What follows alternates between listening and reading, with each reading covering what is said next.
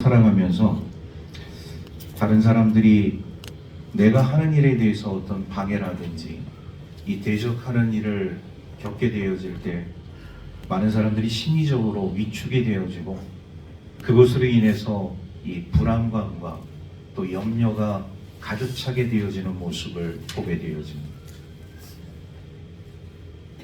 오늘 우리가 이 느헤미야라는 사람을 우리가 보게 되어지면 예루살렘에 도착해서 보여진 그 현실들을 바라보게 되어질 때 자신이 1200km 떨어져 있었던 수상궁에서 들었던 그 말을 이제 현실적으로 보게 되어짐으로 인해서 수만 가지 생각이 있었을 거예요. 그런데 오늘 이 느헤미야라는 사람을 우리가 보게 되어지면 자신이 보게 된 이 현실 너머에 있는 우리 하나님의 눈, 하나님의 시각을 오늘 이 느헤미야라는 사람의 마음속에 품고 우리 주님의 일을 감당하게 되어지는 모습을 우리가 보게 되어집니다. 오늘 이 말씀을 통해서 우리 하나님의 은혜를 함께 나눌 수 있는 저와 여러분들의 삶이 되기를 주의 이름으로 축복합니다. 사람에게는 긍정적인 시각과 부정적인 시각이 있어요. 사람이란 누구나 이 두 가지 시각이 우리의 삶 속에 존재합니다. 그런데 어떤 일을 놓고 우리가 그 일을 행하게 되어질 때 이 긍정의 시각과 그리고 부정의 시각이 교차하게 되어지면서 그 일을 하게 되어질 때 긍정적인 시각으로 바라보면서 일을 진행한 것과 부정적인 시각을 가지고서 일을 진행한 것의 결과는 판이하게 다르다는 것을 우리가 깨닫습니다. 오늘 이 느헤미야는요, 이제 예루살렘에 도착을 해서 자신의 동족이었던 하나님으로부터 보고를 받은 그 내용들을 자신의 눈으로 보고 있습니다. 그런데 자신의 눈으로 보는 이 현실은 자신이 들은 그 이야기보다 더 참담했어요. 아마 느헤미야라는 사람에게 있어서 이 참담한 현실은 굉장히 큰 충격으로 다가왔을 것입니다. 오늘 그 느헤미야의 이 모습을 성경은 이렇게 표현을 하고 있습니다. 우리 13절과 14절 말씀 우리 함께 다 같이 읽도록 하겠습니다. 시작. 그 밤에 골짜기 문으로 나가서 용정으로 북문에 이르는 동안에 보니 예루살렘 성벽이 다 무너졌고 성문은 불탔더라. 앞으로 나아가 샘문과 왕의 무새에 이르러서는 탄 짐승이 지나갈 곳이 없는지라. 오늘 이 느헤미야가 밤중에 자신과 함께하는 몇몇 사람과 정찰을 나간 거예요. 예루살렘의 현실을 본 것입니다. 하나님의 보고에 의해 되어진 그 말 그대로 되어지는 이 모습, 그것을 현실의 눈으로 자신의 눈으로 보게 되어지니 엄청나게 참담한 그런 현실이었겠죠. 오늘 14절 말씀에 탄 짐승, 자신이 탄 짐승이 이 말, 자신의 말밖에는 다른 어떤 말도 지금 찾아볼 수 없는 현실을 보고 있다는 것이에요. 이런 느헤미야가 오늘 이 밤중에 몇몇 사람들과 함께 정찰을 나가서 이 예루살렘의 이 현실을 바라보게 되어질 때 아마 느헤미야 자신도 상당히 마음이 아팠을 것입니다. 그런데 오늘 우리들의 이 삶 가운데 있어서 특히 이 예루살렘 백성들의 삶 가운데 있어서 정말로 중요한 문제 중에 하나는 뭐냐면 이런 현실을 맞닥뜨리게 되어질 때 모두가 다 비관주의, 절망과 낙심에 빠진다.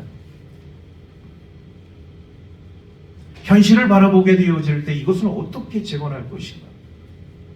어떻게 이 기반을 딛고 다시금 일어설 것인가? 막막할 수밖에 없습니다. 예루살렘 백성들도 똑같이 그런 생각을 했을 거예요. 그러니 그들에게는 어떤 기대보다는 어떤 희망보다는 이 현실에 놓여진 이런 참담한 현실을 놓고서 많은 사람들이 다 패배주의적인 그런 삶을 살 수밖에 없었을 겁니다. 그런데 느헤미야라는 사람을 우리가 보게 되어지면 이 느헤미야의 삶 가운데는 물론 이런 현실적인 시각도 시각이었지만 그는 어떤 사람이었느냐? 하나님의 시각을 갖고 있는 사람이었어. 현실은 지금 이렇게 성벽이 무너지고 성문이 불타서 폐허가 되어진 이런 현실을 맞닥뜨리고 있지만 분명히 하나님께서 나를 통하여서 이 무너진 성벽과 이 불탄 성문 그리고 피폐한 삶을 살아가고 있는 하나님의 백성들을 재건시켜 주실 것이다. 이런 그의 시각, 하나님의 시각과 그런 믿음과 소망이 하나님의 사람 느헤미야에게 있었다는 것을 우리가 깨닫게 되어집니다. 여기서 우리는요, 이 하나님의 시각이라는 말을 생각하게 되어질 때 이 하나님의 시각을 오늘 우리의 신앙적인 용어로 긍정의 시각 이렇게 말씀드릴 수가 있습니다. 많은 사람들이 다 부정적인 시각으로 바라봅니다. 이 폐허된, 이 황폐화된 이 예루살렘을 어떻게 재건할 수 있느냐. 도저히 우리의 힘으로서는 불가항력적인 일이다. 다 부정적인 시각으로 볼 수밖에 없겠죠. 그런데 느헤미야는 그럼에도 불구하고 하나님의 그 선한 손길을 통하여서 하나님이 우리와 함께 하시며 우리를 이 폐허 속에서 이 황폐함 속에서 우리를 다시 재건시키셔서 우리를 형통한 삶으로 인도해 주실 것이다. 그런 느헤미야의 마음을 엿볼 수가 있습니다. 오늘 말씀 우리 20절 말씀을 우리 함께 다 같이 읽도록 하겠습니다. 20절 말씀입니다. 함께 읽겠습니다. 시작. 내가 그들에게 대답하여 이르되 하늘의 하나님이 우리를 형통하게 하시리니 그의 종들인 우리가 일어나 건축하려니와 오직 너희에게는 예루살렘에서 아무 기업도 없고 권리도 없고 기업되는 바도 없다 하였느니라. 아멘. 여러분, 이 느헤미야의 마음이에요. 우리는 이 폐허 속에 놓여져 있지만 황폐함 가운데 놓여져 있지만 하나님의 선한 손길이 우리와 함께하게 되어지면 우리를 반드시 형통한 삶으로 인도해 주셔서 다시 이 무너진 성벽 건축할 수 있고 피폐화된 우리 백성들의 삶을 하나님께서 반드시 일으켜 주실 것이다. 이런 확신과 믿음이 느헤미야의 마음속에 있었다는 것이죠. 그러면 이 느헤미야라는 사람은 어떻게 이런 확신과 믿음을 가지고 있게 되었는가? 가질 수 있었는가? 제가 18절 말씀을 읽도록 하겠습니다. 또 그들에게 하나님의 선한 손이 나를 도우신 일과 왕이 내게 이런 말씀을 전하였더니 그들의 말이 일어나 건축하자 모두 힘을 내어 이 선한 일을 하려 하매. 여러분, 이 18절에서도 하나님의 선한 손이라는 단어가 부절이 나오게 되어집니다. 하나님의 선한 손이 우리와 함께, 나와 함께 하면은 하지 못할 일이 없다. 우리 지난 시간에도 함께 말씀을 살펴봤지만 내게 능력 주신 자 안에서 내가 모든 것을 할 수 있는, 할 수 있거든이 무슨 말이냐? 믿는 자에게는 능히 하지 못할 일이 없느니라. 우리 주님의 이 말씀이 바로 이 느헤미야가 가지고 있는 하나님의 시각, 긍정적인 믿음, 긍정적인 힘이라는 것을 우리가 깨닫게 되어집니다. 이런 긍정의 힘과 긍정적인 시각, 이것이 바로 하나님의 시각이라. 우리 한번 다 같이 따라해 보겠습니다. 하나님의 시각. 그 하나님의 시각은 긍정의 힘에서, 긍정적인 사고에서, 긍정적인 사고에서, 시각에서 오늘 우리들의 삶 가운데 나타나게 되어집니다. 이 느헤미야와 같은 이런 긍정적인 삶을 살았던 우리 믿음의 선진들이 얼마나 많이 있습니까? 여러분, 민수기 13장 말씀을 보게 되어지면요, 이스라엘 백성들이 이 출애굽한 이후에 가나안 여정을 향해서 나아가게 되어질 때 가데스 바네아라는 광야에 도착하게 되어집니다.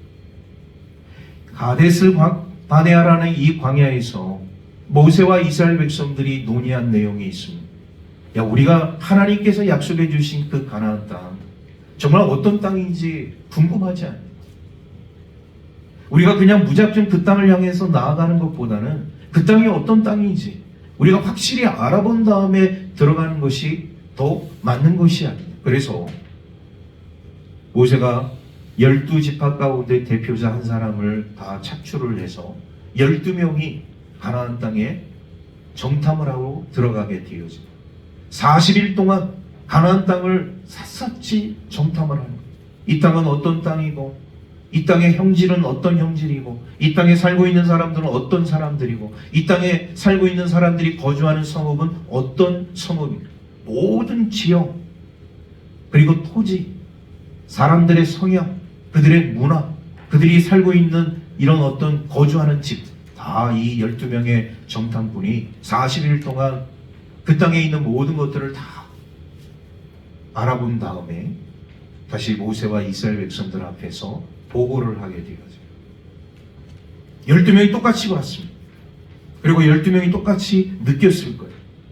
그런데 모세와 이스라엘 백성들 앞에서 12명이 보고를 하게 되어지는데 두 쪽으로 나누게 되어집니다. 10명의 보고자와 2명의 보고자의 보고가 상이하게 다른 모습을 보게 되어져요.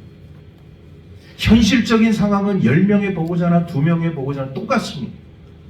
그들이 보고 왔던 그 현실들, 가나안 땅에 살고 있는 사람들, 그들의 문화, 그들의 주거 형태, 그리고 그 토지, 형질, 이런 모든 것들을 본 것은 10명이나 2명이나 다 똑같이 보고를 하게 되어져요. 10명의 보고자는 그렇게 얘기합니다. 이런 땅인데, 참 좋은 땅인데, 이 땅에 살고 있는 사람들이 기골이 장대한 사람이기 때문에 그들이 살고 있는 이 성읍이 너무나도 견고하기 때문에 우리의 힘으로서는 중과부적입니다. 우리는 그들과 싸워서 분명히 질 수밖에 없고 패할 수밖에 없을 겁니다. 그러니 우리는 포기하고 돌아가야 합니다. 10명의 보고자는 그렇게 이야기를 하게 됩니다. 그런데 2명의 보고자, 그 2명의 보고자의 이름은 여호수아와 갈렙이었습니다.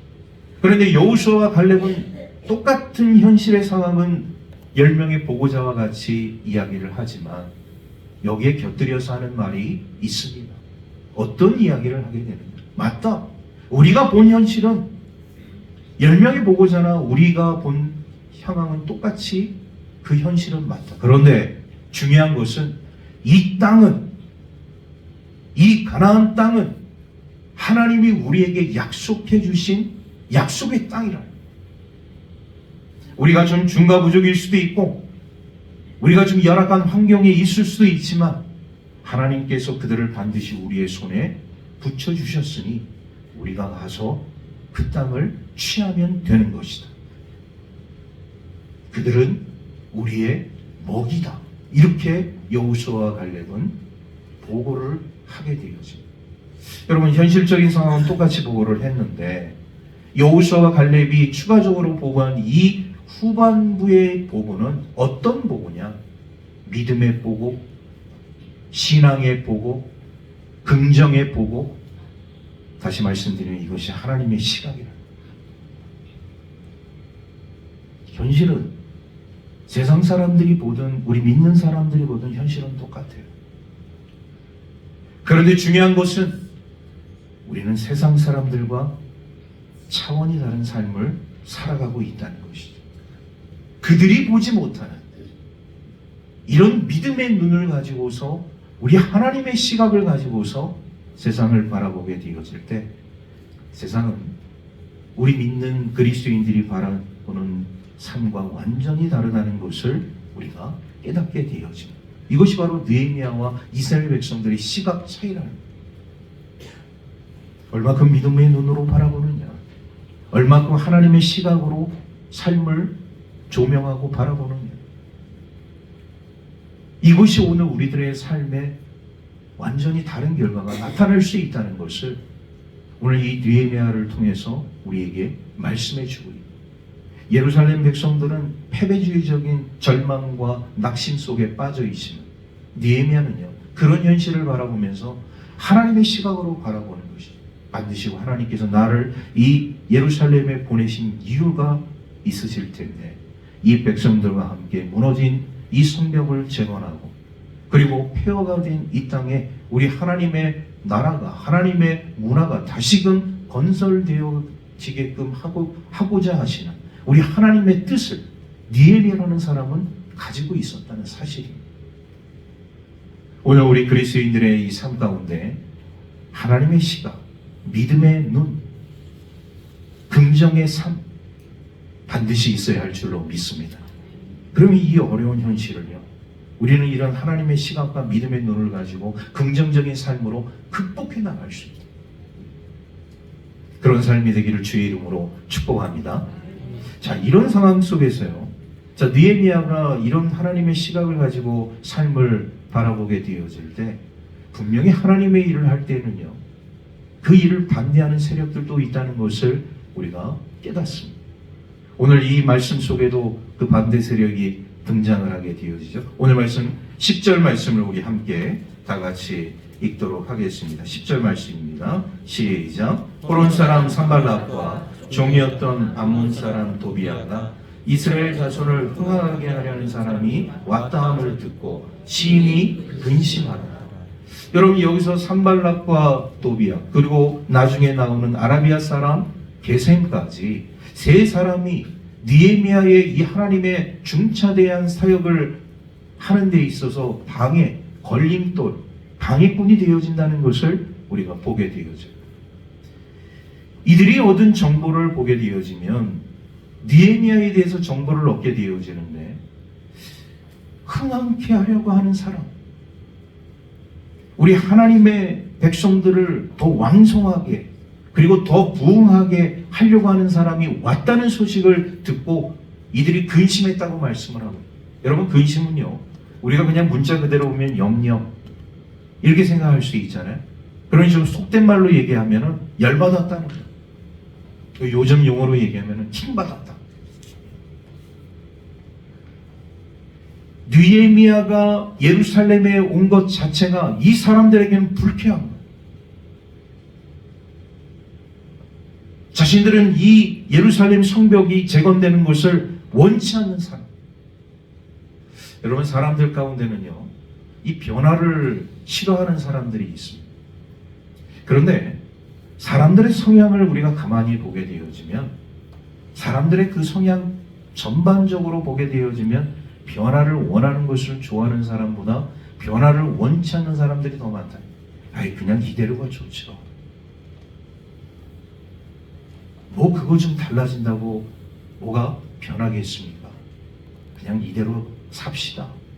지금까지 살아왔는데 그대로 사는 것이 좋은 것이 아닌가요? 이런 생각을 갖고 있는 사람들이 많다는 것이죠. 오늘 이 산발락과 도비야와 후에 나오는 이 아라비아 사람 게셈이 가지고 있는 생각이 바로 이런 생각이에요. 그런데 중요한 것은 뭐냐면 이들이 하나님의 일을 지금 방해하고 있다는 사실입니다.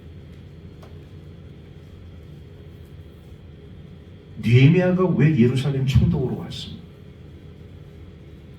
무너진 하나님의 성벽을 재건하기 위해서, 황폐화된 도시, 그 백성들을 일으켜 세우기 위해서 하나님께서 친히 그 1200km 떨어져 있는 수산궁에서 이 느헤미야라는 사람을 파송했잖아요.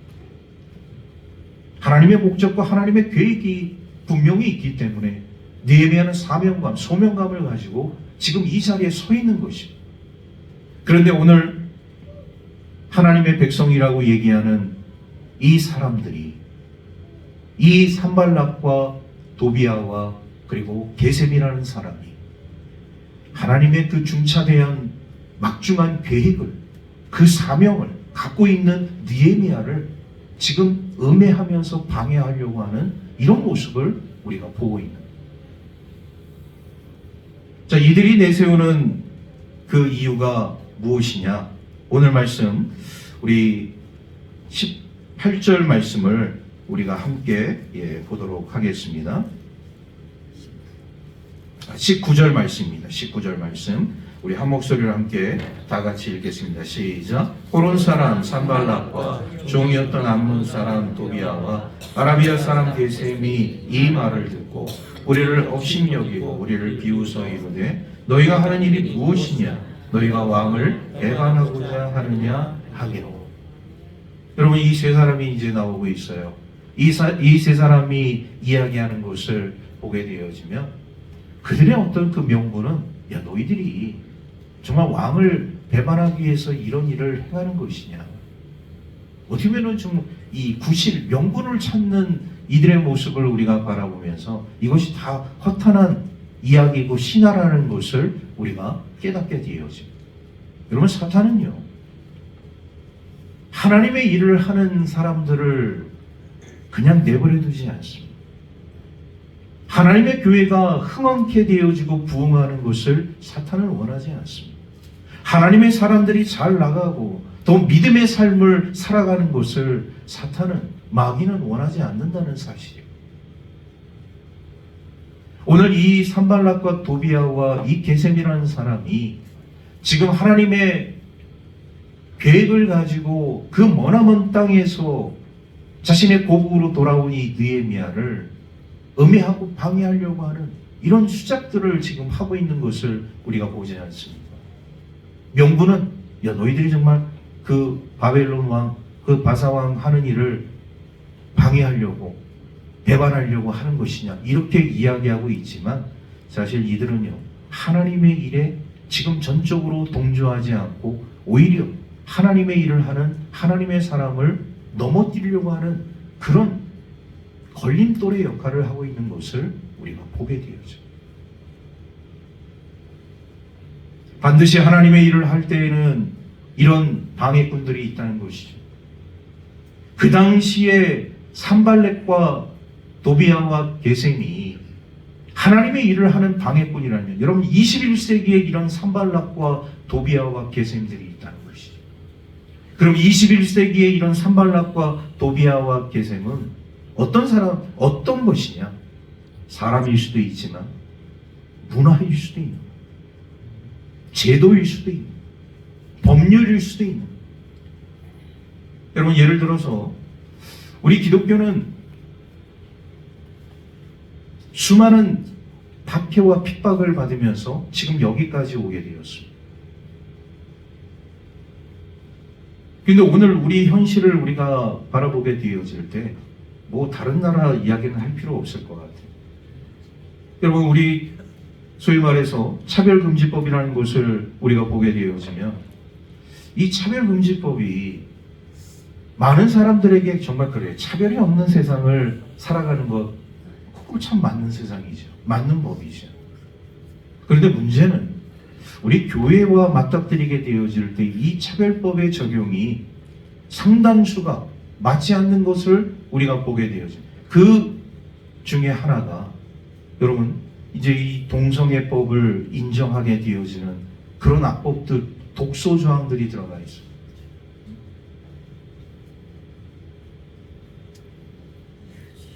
동성애법을, 동성애자들의 이런 결혼과 모든 것을 다 합리화시키고 이런 것들을 다 허용한다. 이런 것이 사회 질서와 문화를 무너뜨리게 되어지는 하나의 악법이라는 것을 우리가 생각하게 되어질 때, 저는 그런 마음을 가지고 있어요. 동성애자들이 하나님의 교회에 와서 자신들의 죄를 회개하고 하나님의 백성이 되겠다고 하고 얼마든지 동성애자들 들어와서 하나님의 자녀로서의 삶을 저는 살 수 있도록 허락해 줄 마음이 있어요.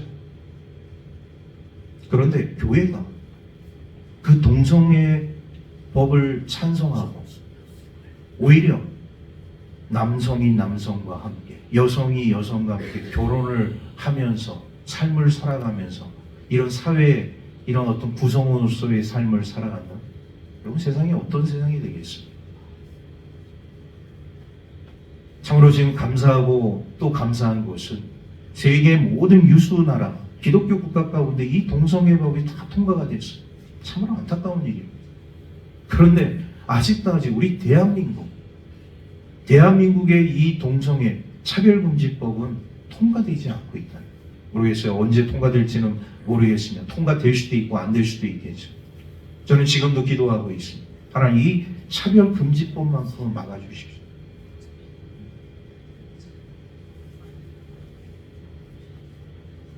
하나님의 창조 질서를 무너뜨리는, 이런 악법들이 세상 가운데 판치게 되어지면 결국 하나님의 교회는, 하나님의 질서는 무너질 수밖에 없어요. 여러분, 21세기에 이런 산발락, 도비아, 게셈들이 이런 문화, 이런 제도, 법률을 가지고 오늘 우리 하나님의 백성들, 하나님의 교회를 흔들고 있다. 그냥 포장은 다 그렇대요. 그러나 그 법이 통과되는 그 순간에 저는 이 강단에서 동성애는 범죄입니다 라고 했을 때 제가 수사기관에 잡혀가서 신문을 받고 취조를 받고 형벌을 받을 수도 있다. 그 법이 통과되는 그 순간 하나님의 교회를 어떤 방법으로도 여러분 제도화시키고 법률화시키고 그 제도권에 묶으려고 하는 그 자체가 사탄의 계략이고 마귀의 계략인 것이죠. 하나님의 교회가 부흥하는 것을, 하나님의 교회가 왕성하게 되어지는 것을 세상은 원치 않는다. 여러분, 사탄이, 이 마귀가 오늘 이 세 사람을 주장해서 하나님의 그 교회 목적을 가지고 사명을 가지고 온 하나님의 사람 느헤미야를 지금 흔들고 있는 거죠.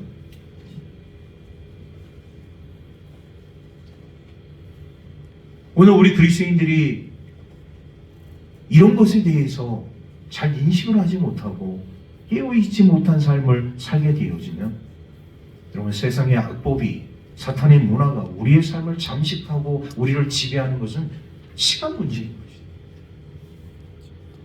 그래서 우리 긍정적인 삶을 살아가는 하나님의 백성들은 하나님의 시각을 가져야 하는 것이고, 하나님의 선한 손길이 오늘 우리 하나님의 백성들의 삶 가운데 있음으로 말미암아 황폐화되어지고 불가능하다고 생각하는 그 부분에 우리 하나님께서 함께하여 주심으로 말미암아 형통케 되어지는 그 놀라운 축복의 역사가 우리 하나님의 자녀들의 삶 가운데, 주님의 교회 가운데 임하게 될 줄로 믿습니다.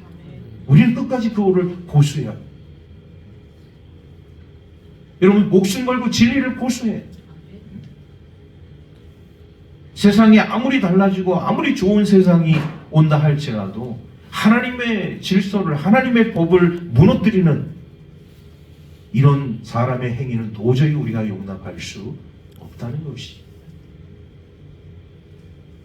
여기서 우리가 하나 조심하고 경계할 것은, 여러분, 이런 소위 말해서 이 사탄과 이 마귀의 이 계략들, 이 방법들을 우리가 대하게 되어질 때 대처하는 방법, 여기서 주의할 두 가지 방법이 있어요. 너무나 극단적인 대처 방법은 또 하나 위험을 초래할 수 있다. 이 말은 무슨 말이냐? 여러분, 어떤 신앙인들은요, 자신의 삶 가운데서 일하는 모든 사소한 그 문제까지도 다 이 사탄의 역사고 마귀의 역사라고 생각하는 신앙인들이 있어요. 예를 들어서 자동차 시동이 안 걸려요. 근데 그 사람은 어떻게 생각하느냐? 이 귀신이 붙어서 시동이 안 걸린다는 거예요. 이렇게 생각하지 말자는 거예요. 이런 극단주의적인 세계관은 오히려 또 다른 잘못된 신앙과 삶을 우리에게 보여줄 수밖에 없다는 것을 우리가 깨닫게 되어집니다. 여러분, 시동이 안 걸리면 카센터나 정비소에 가서 정비를 받으면 되는 거예요.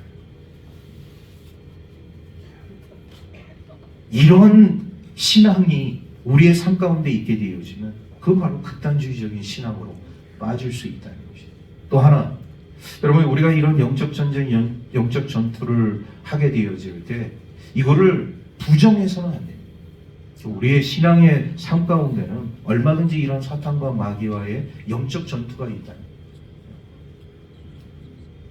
지금도 영적 권세, 이 공중 권세를 잡은 자는 사탄입니다. 우리는 그 공중 권세에 잡은 그 사탄의 세력 하에서 지금 믿음 생활을 하고 있다는, 그렇기 때문에 우리가 베드로 사도의 말씀을 우리가 보게 되어져, 우는 사자가, 지금 마귀는 말이죠, 우는 사자처럼 우리 집어 삼킬 자를 두루 찾아다니고 있다고 베드로 사도는 말씀하고 있지 않습니까? 마귀가 우는 사자처럼 삼킬 자를 찾고 있다. 그리고 우리가 이런 어떤 사탄과 마귀와의 이런 영적 세계에서 우리가 승리할 수 있는 두 가지 방법이 있습니다. 하나는 깨어 기도하는 것입니다. 할렐루야. 깨어 기도하는 삶. 이 삶이 우리에게 반드시 필요해요. 두 번째는 뭐냐? 에베소서 우리 6장에 나오게 되어지는, 우리 10절부터 나오게 되어지는 하나님의 전신갑주를 취하는 삶입니다. 구원의 투구를 쓰는 것이고, 의의 호신경을 붙이는 것이고, 믿음의 방패를 드는 것이고, 진리의 허리띠를 차는 것이고, 평안과 복음의 신을 신는 것이고, 말씀의 검, 성령의 검을 가지고 악한 대적들과 싸워 대적하게 되어질, 우리는 반드시 승리하게 될 줄로 믿습니다. 예. 이런 사탄이라고 해서, 마귀라고 해서 두려워할 필요 없어요. 우리가 이렇게 영적 전쟁에서 무장을 하게 되어지면, 깨어 기도하는 삶을 살게 되어 얼마든지 우리 하나님께서 이런 악한 대적들과 싸워서 이길 수 있는 힘을 우리에게 허락해 주셨다. 오늘 이 산발락과 또비아와 게셈, 다 부정적인 시각과 삶을 살아가는 사람들의 대표적인 사람들 아니겠습니까? 부정적인 것은 하나님의 일을 방해합니다. 대부분이 다 그렇습니다. 우리가 정말 심사숙고하고 기도하고 그 일에 대해서 우리 하나님의 뜻을 구하고, 이거는 부정하는 게 아니에요. 그 방법을 찾아가는 것이다. 그러나 부정적인 삶과 부정적인 사고와 부정적인 삶을 살아가는 사람들의 대부분의 그런 생활 패턴을 보게 돼요. 무조건 안 된다는 것이다. 무조건 잘못됐다는 것이다. 그런 것은 우리 하나님의 뜻이 아니라는 거예요. 오늘 이 느헤미야는요, 이 불타고 정말 황폐화된 이 예루살렘을 바라보면서 그도 충분히 이런 절망과 좌절에 빠질 수밖에 없었지만, 그에게는 오늘 이 20절에 있는 말씀, 18절에 있는 이 말씀, 하나님의 선한 손길이 나와 이 민족 가운데 함께 하심으로 인해서 반드시 우리 하나님께서 우리를 이 황폐함 속에서, 이 불가능 속에서 우리를 형통한 삶으로 인도해 주실 것이라는 그 믿음, 그 신앙, 이것이 바로 긍정의 삶을 살아가는 우리 그리스도인의 마음이 되어져야 할 줄로 믿습니다. 오늘 이 시대를 살아가는 우리 하나님의 백성들의 삶 가운데 혹여나 우리에게 이런 일들이 다가오게 되어질 때 여러분 그렇게 기도하십시오. 하나님, 부정적인 사고와 생각보다는 긍정적인 삶과 사고를 통하여서 이 어려움과 위기를 잘 극복할 수 있도록 저에게 지혜와 명철을 허락하옵소서. 이렇게 기도하게 되어지면 우리 하늘의 하나님, 크고 두려우신 하나님, 전능하신 하나님께서 그 선한 손길을 통하여서 우리의 삶을 형통한 삶으로 인도해 주실 줄로 믿습니다. 그러한 삶으로 나아가는 저와 여러분들의 삶이 되기를 주의 이름으로 축복합니다. 기도하겠습니다. 하나님 감사합니다. 거룩하고 복된 주님의 날에 오늘도 하나님 전에 올라와 예배할 수 있도록 인도하여 주신 은혜 감사를 드립니다. 하나님, 우리들의 삶 가운데 이런 긍정의 삶이 있고 부정적인 삶이 있습니다. 주님의 일을 하는 데 있어서 어떤 삶이 앞서가야 할 것인가? 우리 믿음의 사람들 또 한번 심사숙고하면서 믿음의 결단을 내리면서 내 삶 속에 놓여져 있는 이 어려움 때문에 실망과 좌절과 근심과 염려가 아닌 하나님의 선한 손이 나와 함께 하심으로 말미암아 나를 이 위기 가운데서 건져주시고 그 형통한 삶으로 인도해 주신다는 그 믿음과 확신을 통해 하나님께 영광 돌릴 수 있는 주의 자녀들 될 수 있도록 축복하여 주옵소서. 감사드리며 우리 구주 예수 그리스도의 이름으로 기도하옵나이다. 아멘.